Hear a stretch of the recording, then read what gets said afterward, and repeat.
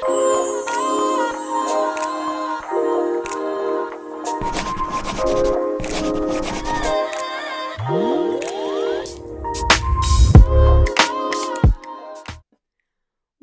welcome, welcome. So today we are in week 3 on how to live courageously.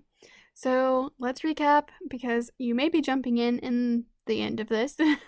So the first week I talked about clarity and how to be clear about where you are in life, what it is that you're wanting to accomplish, why you are not taking the steps to do those things.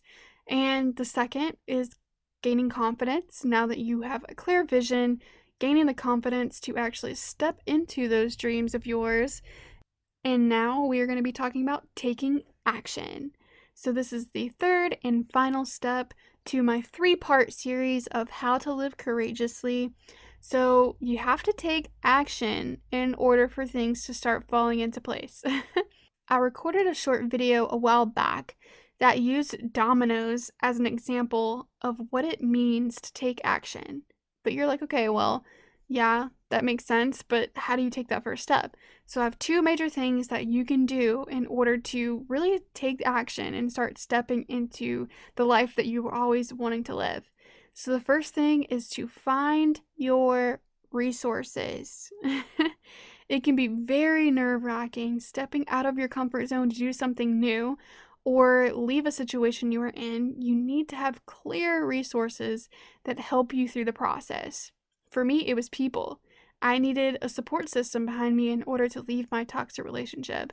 I was in a group of RAs at that point in time. I had been in the relationship for 6 years, and I started learning all these new things from them. I was learning how to be open-minded.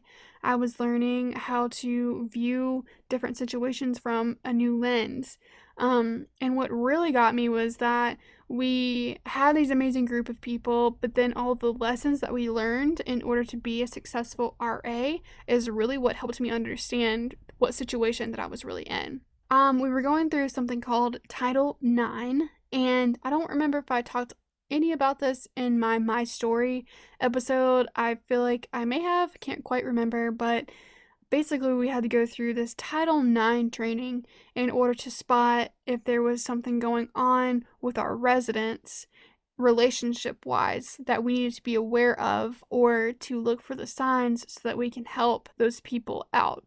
They gave us this wheel and it had all these different scenarios on them, and each one talked about how this relationship that was their example was unhealthy.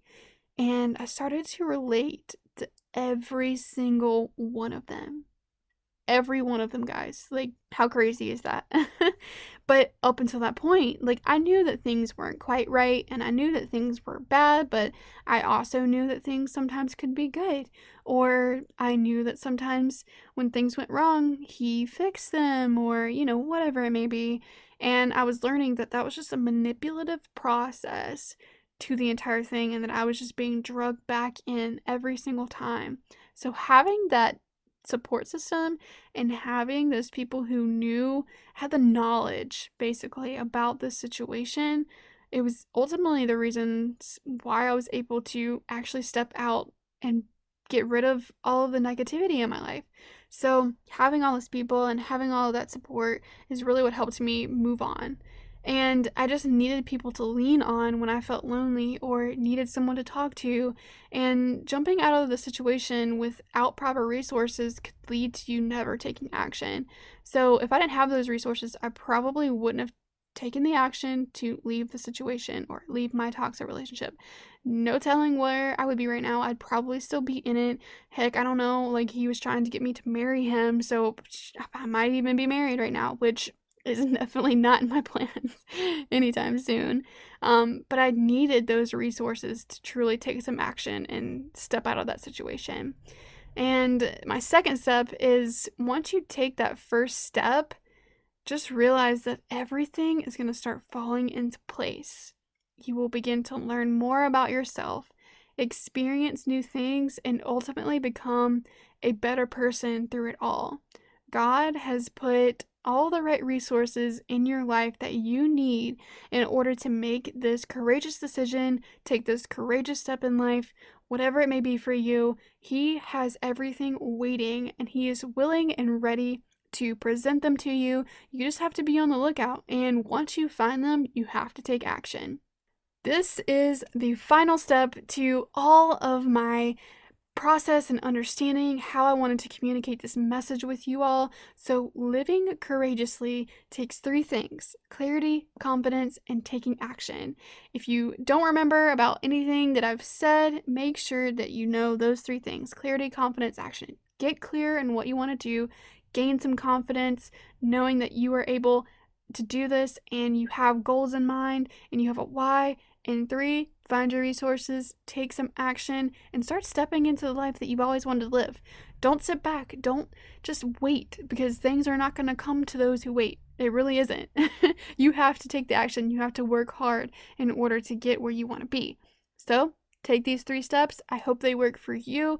Let me know if you find these to be helpful in any way in your life. I would love to hear your story.